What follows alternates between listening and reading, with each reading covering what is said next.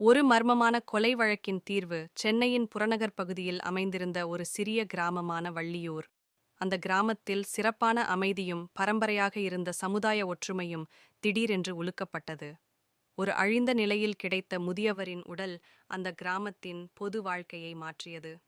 தொடக்கம் அந்த நாள் காலை கதிரவனின் ஒளி கிராமத்தில் படர்ந்தவுடன் மீனாட்சி ஆச்சி என்ற வயதான பெண் தனது பண்ணையிடம் சென்றிருந்தார்.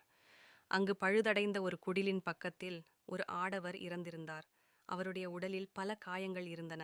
உடனே மீனாட்சி ஆச்சி கிராம மக்களையும் காவல்துறையினரையும் அழைத்தார். வழக்கு பதிவு வள்ளியூர் காவல் நிலையத்தில் வழக்கு பதிவு செய்யப்பட்டது. 30 வயதான அந்த ஆடவர் தெய்வானந்தன் என அடையாளம் காணப்பட்டார். தெய்வானந்தன் ஒரு விவசாயி, ஆனால் சில ஆண்டுகளாக பண மோசடியில் ஈடுபட்டவர் என்ற கதைகள் கிராமத்தில் பரவின. விசாரணை ஆரம்பம். காவல் ஆய்வாளர் கார்த்திக் வழக்கு விசாரணையை தொடங்கினார். முதல் முறைப்பாடு மீனாட்சி ஆச்சியிடமிருந்து எடுக்கப்பட்டது. அவர் கூறிய விவரங்களில் முக்கியமான தகவல் ஒன்று வெளிவந்தது. அந்த பகுதியில் இரவு மையமான ஓசைகள் கேட்டதாக கூறப்பட்டது. காவல்துறை அக்கம் பக்கத்தில் உள்ள அனைவரையும் விசாரிக்கத் தொடங்கியது. தெய்வானந்தனின் குடும்பத்தினரும் அவரது எதிரிகளாக சந்தேகிக்கப்படும் சிலரின் பெயர்களும் பட்டியலில் சேர்க்கப்பட்டன. மரணத்திற்கான காரணம் மரபணு பரிசோதனையில் தெய்வானந்தன் இரத்தத்தில் நச்சு கலந்திருப்பது கண்டுபிடிக்கப்பட்டது. இது அவரை ஒருவர் கொலை செய்திருக்கலாம் என்பதற்கான உறுதிப்படுத்தலாக அமைந்தது.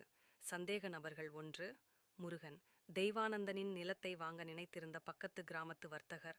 2. சுந்தரம், தெய்வானந்தனுடன் அடிக்கடி தகராறு செய்த நண்பர்.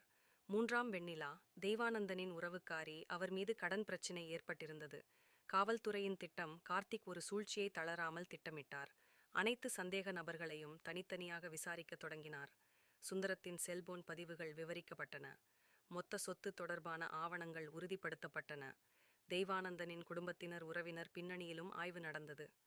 தீர்மானம்: சிறு விளக்குகள் கூட்டுவதன் மூலம் வெண்ணிலா நச்சு கலந்த பானத்தை தெய்வானந்தனுக்கு கொடுத்தது கண்டுபிடிக்கப்பட்டது. அவரது சொத்துக்காக இந்த செயல் மேற்கொள்ளப்பட்டதென உறுதிப்படுத்தப்பட்டது. வெண்ணிலாவை கைது செய்ய காவல்துறை நடவடிக்கை எடுத்தது. முடிவு: வள்ளியூரின் சாதாரண வாழ்க்கை திரும்பியது. ஆனால் அந்த வழக்கின் விசாரணை கிராம மக்கள் மத்தியில் நீதியை நினைவூட்டும் ஒரு சிறந்த உதாரணமாக அமைந்தது. சிந்தனை: ஒரு வழக்கு விசாரணையின் போது உண்மை வெளிச்சத்திற்கு வர என்னென்ன தளராத முயற்சிகள் தேவை என்பதை இந்த கதை எடுத்துக்காட்டுகிறது.